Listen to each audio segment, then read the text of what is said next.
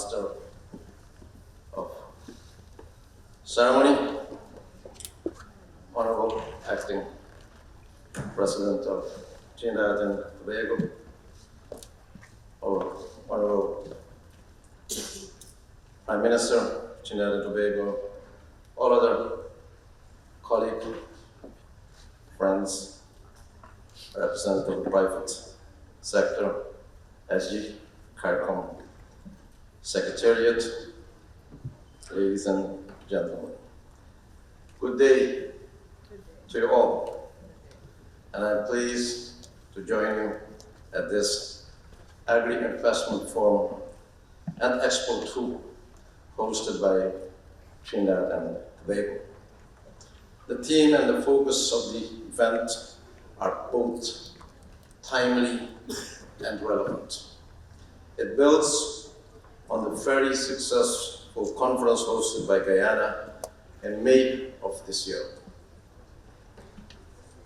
It is intended to further advance the objectives as set out in the region's 25 by 2025 plan, led by President Irwan Ali, CARICOM's quasi-cabinet lead for agriculture and food security. The level of commitment and seriousness to food and nutrition security is evidenced by the gathering present here today, as is the resolve of Prime Minister Ori in advancing our work in this area. Much has been said already by previous speakers, and I'll focus on emerging opportunities and match bankable projects with available public and private financing. Agriculture in the region is at a crossroads. While we recognize the challenges, we must focus on the opportunities. The need for a complete transformation and realignment of the region's food system has never been so urgent. This requires us as a region to press the reset button as it relates to agriculture finance, rural infrastructural development, climate-smart agriculture, water management and use, agri-technology, cross-border investments, fisheries development, increased intra-regional trade, and food security.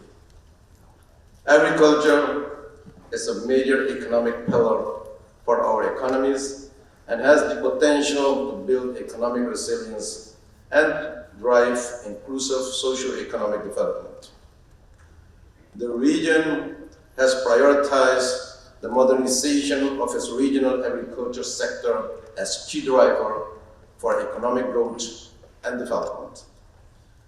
This involves expanding regional production, introducing new and appropriate technologies, investing in human capital development as well as research and development, and intensifying intra-regional trade in agricultural commodities and produce.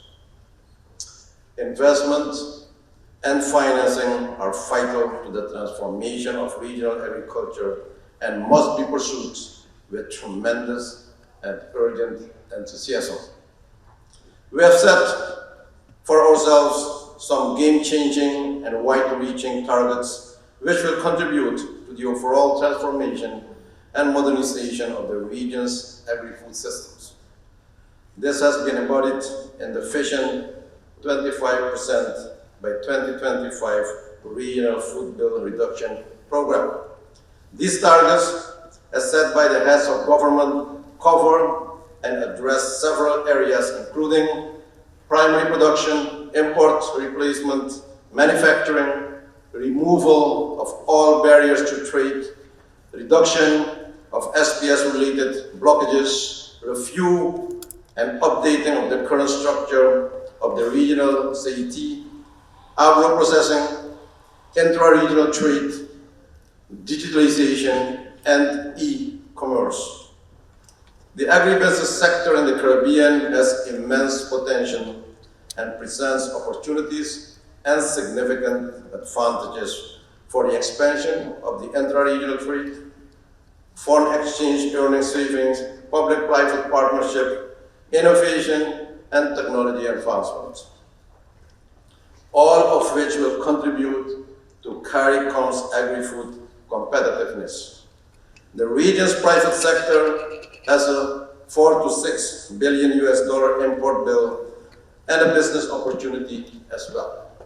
Never before has there been such a ready opportunity for the creation of a new agro-industry. To optimize these opportunities, we must build partnerships with a wider world, our own regional private sector, and financial institutions. The excess liquidity throughout the region presents a golden opportunity for investors in agriculture. Member states have agreed to a priority list of commodities including corn, soy production, poultry, table eggs, roots and tubers, meat, herbs, and spices. The community has commenced the analytical work and is now ready to roll out this investment with the private sector. There are already successful outcomes since we announced the initiative. Member states have formulated, agreed, and are implementing their strategies towards attaining the objectives and targets as set out for the regional food and nutrition security under the 25% by 2025 plan. We also must develop region-wide information platforms to register food production and needs so as our producers can align production and do business. Over 24 different shovel-ready projects were presented in Barbados and Guyana to prospective investors with an accumulative value of over $150 million. The trajectory has been positive, and it is important that we maintain this commitment.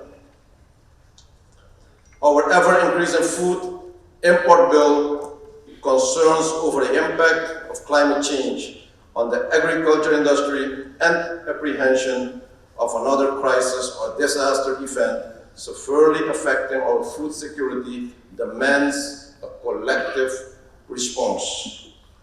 The latest developments have shown that Suriname has not been spared the consequences of climate change either. Farmers have suffered massive damage as the recent floods have destroyed crops and agricultural land. It is important to limit the risk of damage, to invest in new cultivation technologies, and to guarantee food safety. To meet the current trends towards the demand of organic food, it is time for countries to facilitate and enable their farmers to invest in greenhouses. Investing in greenhouses has several advantages.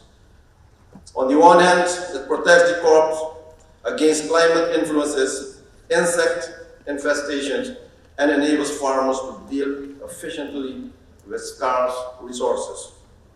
On the other hand, the technology used in the greenhouse allows the farmers to minimize the risk and produce year-round.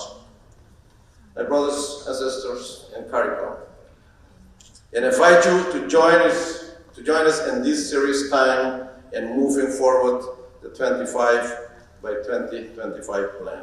And I'm pleased to note that the international cooperation with many organizations worldwide, including USAID, in follow-up to the establishment of the Food Security Commission between USAID and CARICOM is taking place, and that skills and capabilities are being developed.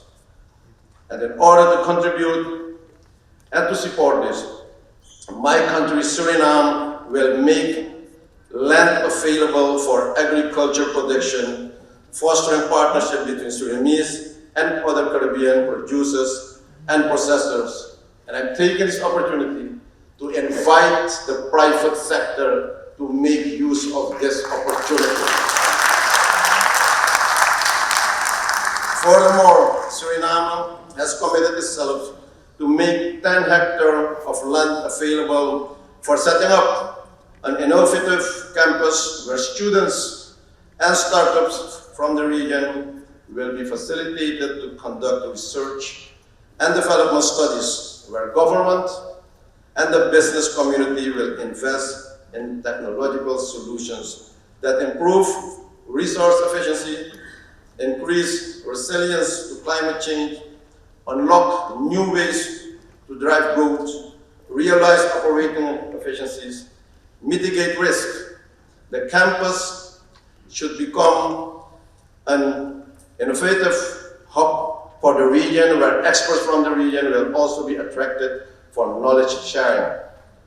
The future of the region depends on the youth of today and tomorrow, and your involvement and support is going to be critical for the sustainable development in our region.